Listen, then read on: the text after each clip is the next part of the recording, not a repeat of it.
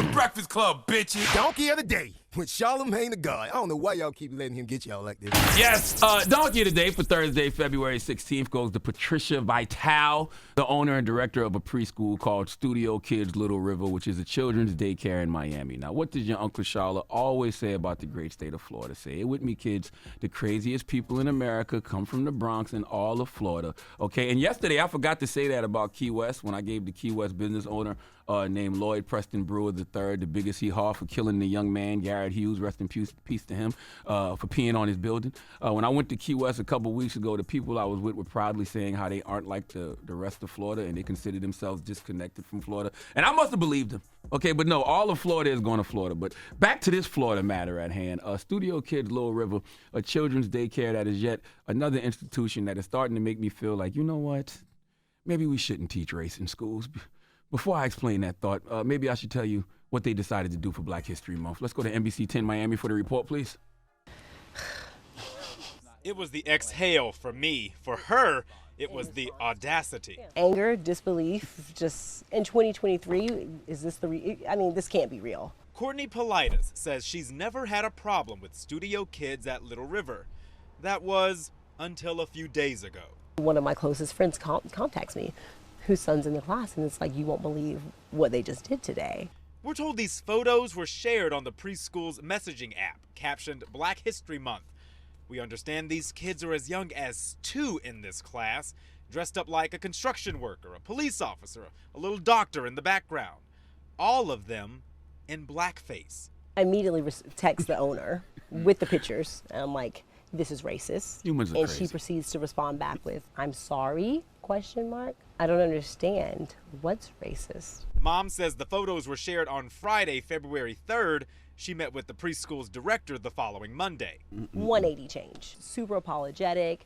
And from what I understand, she even told us over 40, 50 families contacted her over the weekend.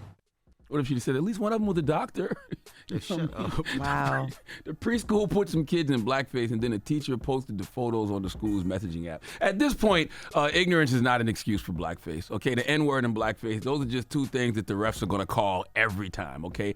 Actually, the tinfoil, Mitchell and Ness snapback wearing conspiracy theorist in me feels like this has to be some type of social experiment. There is no way in 2023 that people don't know blackface is offensive, okay? If you can avoid stories like this in commentary around blackface, then guess what? We need you on as much jury duty as possible, okay? Especially when it comes to high-profile cases, because you are able to ignore the media in ways that I've never seen, because it's impossible to miss the fact that blackface is offensive, even if you don't know why it's offensive. You know it's offensive. Okay, one of the parents named Courtney Politis, who has a 1-year-old that attends this preschool, you heard what they said in the news report. She called to say the incident was racist, and she was asked to explain what was considered racist about blackface.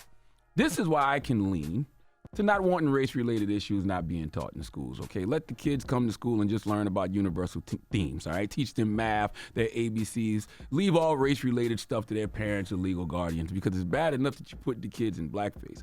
But if you're asking me to explain why it's racist, then you clearly don't even know why you're doing it. And that's the better question. The question that needs to be asked isn't to a parent about why it's racist. The question should be, why did y'all choose to do it?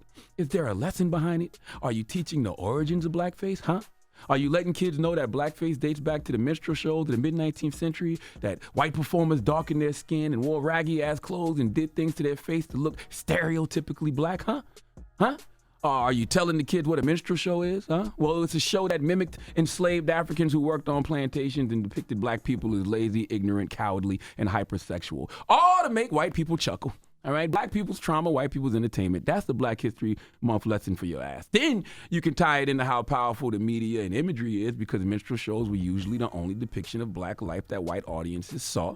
So if you presented enslaved Africans as jokes, it desensitized white folks to the horrors of slavery, and it also promoted demeaning stereotypes of black people that help confirm white people's notions of superiority. If y'all not teaching those kinds of lessons about blackface, what's the point?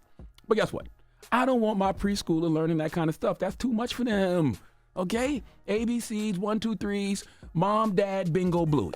Okay, that's what I want my preschooler getting from y'all. Leave all the race stuff to me and my house, okay? I know Ron DeSantis banned all the African-American AP classes, but you can ban the pre-K ones too, damn it. All right, now the owner of the preschool, Patricia Batali, released a statement saying, we wanted to let all the parents know that we met on Friday afternoon with all the teachers and staff. We went over several ethical and multicultural education points. I will teach the team a class covering all the necessary topics regarding U.S. history and multicultural education. Patricia, if you have to teach your team about U.S. history and multicultural education, it's all the more reason your team shouldn't have had the students doing something that requires knowledge in U.S. history and multicultural education. But why am I sitting here trying to make sense of the senseless, or in this case, trying to make sense of the Florida?